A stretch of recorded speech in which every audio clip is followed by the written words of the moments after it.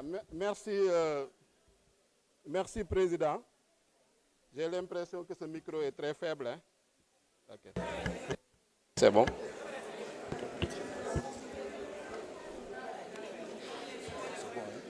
Voilà, merci. Voilà, chers collègues, monsieur le ministre. Donc, j'avais quelques observations de forme sur le rapport, notamment à la page 4. Donc, il dit qu'à ce niveau, ils ont fait noter que le Sénégal traverse actuellement une situation financière difficile qui exige aux acteurs politiques de toute obédience confondue de prendre leurs responsabilités en s'affranchissant de leur manteau politicien.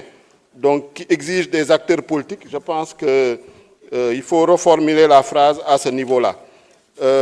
Par contre, à la page 5, avant-dernier paragraphe, on a parlé en lieu et place, ils ont proposé la suppression du HCCT et du 16, deux institutions majeures qui jouent un rôle extrêmement important dans la vie socio-économique. Bon, le rapporteur lui-même l'a noté, hein, puisqu'il a lu socio-économique.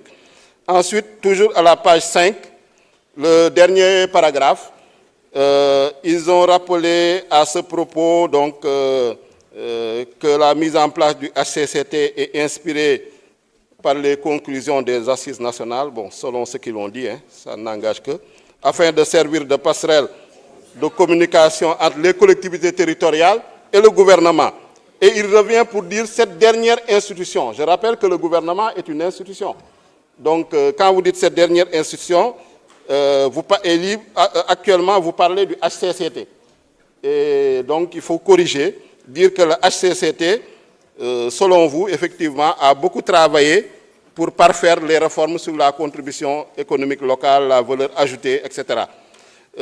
Toujours à la page 6, je trouve qu'il y a un paragraphe, le troisième paragraphe, effectivement, l'idée a été mentionnée.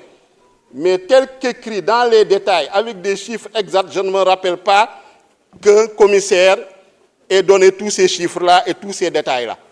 Donc, bon, ça relève plutôt d'un esprit de mauvais perdant et d'un manque de fair play, de vouloir minorer la victoire du président Bassirou Diomaye Faye. Je pense que ce n'est pas nécessaire, en tout cas à mon avis dans le rapport, d'insister sur les écarts de voix, etc. etc.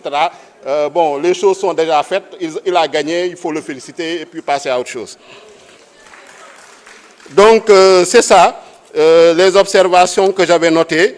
Et je félicite le rapporteur pour le travail effectué, même si je note que quand même il y a un déséquilibre notoire, surtout sur le plan de la prise en compte des idées, surtout de ceux qui ont pris la parole et ceux qui étaient contre le projet.